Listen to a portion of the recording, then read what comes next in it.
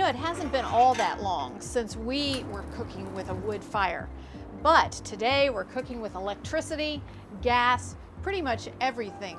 And now it's fun to look back at the history of our cooking and our Virginia wine and see how those pair together. World-class grapes make world-class wine. So my favorite thing in the cellar would have to be blending. I love putting a blend together for either a straight varietal or a blend like tit for tat, and something that I can put any components you'd like in it. I like to put them all together. 3 generations of women. You know, honestly, I didn't realize it was 3 generations of women until I was embarrassingly older. My mom is a single parent. My grandfather was heavily involved, obviously, in the wine industry, but he had another job. My grandfather wasn't here every day. He was here only on the weekends. He'd come in Friday and leave Monday morning. He had another business in Northern Virginia, and that's where he spent most of his time during the week. So I was raised only with my grandmother and my mom. I love working with my grandmother and my mother. They bring very unique ideas to the table. They bring their own personal experiences, which is awesome. I never did have a crystal ball and was able to foresee the future. You just got to try to live through it. I can't do it forever. Products in the near future or in the future or out of Virginia are going to be very, very good, exceptionally good. 75 years ago today, I was instructing at a troop carrier base in Malden, Missouri.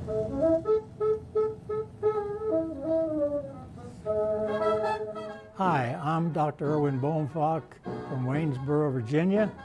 I was in the military during World War II.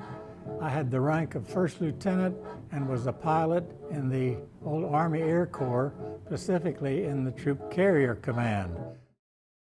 And I know when eugenics comes up, the impulse often is to assume that we could be judge and jury, to say this was a good guy, this was a bad guy, this action was good, this statement was bad. I'm an anthropologist rather than a historian, and so my training is not to judge but to understand. H. Bell is saying similar things. The Germans have got all of this. They are beating us. Why aren't we doing more to sterilize these mental defectives, these imbeciles, these morons, these subnormal people? Why aren't we doing this? I think by 1924, with everything, after the First World War, the up and down economy, and so many factors led to this. Having powerful people now in place, Oliver Wendell Holmes, who would do the Buck versus Bell, who would pass this in 1928 as a law. Woodrow Wilson passed the sterilization law in New Jersey in 1912 while he's still governor.